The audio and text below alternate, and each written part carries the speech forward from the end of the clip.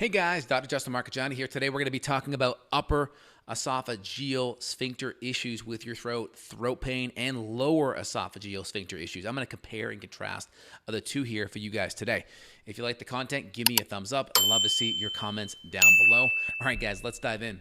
So first off, here's your upper esophageal sphincter. It's right here at the top of your throat, and you have your vocal cords here. You may notice like coughing or hoarseness, or if you wake up with throat pain, that could be an underlying issue, what's happening. And then we have lower esophageal sphincter issues. This is right at the top of the stomach. So you have this sphincter right here, and here's the stomach, here's the fundus, and the food can go right up here. And so here's your lower esophageal sphincter, and here's your upper esophageal sphincter. Think of it as you have gate number 1, gate number 2. And so for you to have throat issues, typically this sphincter has to be open, because the only way gate number 2 becomes impacted if gate number 1's open, right? The food has to start and move through here for it to go up there. And it's possible that you can actually have throat issues and not have issues down here at the very bottom of the LES, because the tissue at the bottom of the LES is a little bit more strong, a little bit more meaty, where the tissue at the top of the throat here is actually a little bit more sensitive and thin and more delicate. And so it's possible you could have upper esophageal sphincter issues and not have lower symptom-wise. But technically, you have to have a lower esophageal sphincter issue for that upper to be even there. It may not be expressing itself yet. So I hope that makes sense. Also, here's what's happening.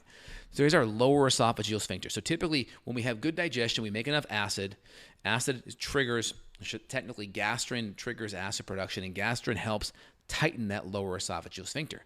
So one of the big hallmarks of that having that sphincter open is we don't have enough acid, and or we have inflammatory food that's irritating that stomach, and that stomach becomes more sensitive to the acid. So even if we didn't have necessarily that sphincter open, what if we just have gastritis there? Because gastritis and lower esophageal sphincter issues could feel similar, because this tissue right here at the bottom of the esophagus is so close to the stomach anyway, just inches apart. So the average person may not know the difference. And so you could have gastritis in the stomach that feels like lower esophageal sphincter issues. And so that could be inflammatory foods can drive some of that, not having enough acid. And then when you don't have enough acid, that also can spiral into lower enzymes and lower bile support too. And then, of course, here's our upper esophageal sphincter here. And again, when the acid comes up here, it can eventually hit the upper esophageal sphincter. Now, the difference is this tends to get hit more at nighttime when you lay down. So when the contents here go horizontal, now gravity can aid it and go back to the throat. So you tend to see that more. So if you're waking up coughing, mucusy, those are all signs that you have upper esophageal sphincter issues. Hoarse throat, right? Where your lower esophageal sphincter is just going to be maybe more bloating, maybe that typical hallmark gastritis type of symptom out of the gate. Now, I did a longer live video just earlier today on this topic, but the big things that we're going to see, we're going to look at the food allergens. We're going to look at lower stomach acid, thus driving lower enzymes, lower bile support. We're going to look at the different infections that can drive it. So we have different things like SIBO, like H. pylori. You could even see things like C. diff, especially if there's diarrhea associated. We may even have fungal overgrowth with it as well. I tell patients that when they hear these issues, they're like, oh, it has to be H. pylori. Well, it definitely can be H. pylori, but it could be H. pylori and SIBO, H. pylori and fungal overgrowth. Or it could just be good old-fashioned SIBO by itself, right? So there could be a lot of different issues that stack up on one another. It may not be one thing. And then also when these issues start, a lot of times we have less acid, less enzyme, and so we start to not quite digest our food well. So we have a lot of bloating or indigestion or dyspepsia of that food not being broken down well.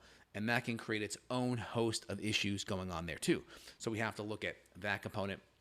And then, of course, just the more our toll-like receptors in our intestinal tract get activated, that's being exposed to different infections, bacteria, foods, that starts to activate our immune response, right? The toll-like receptors are they're the centurion guard that sits in front of these tight junctions.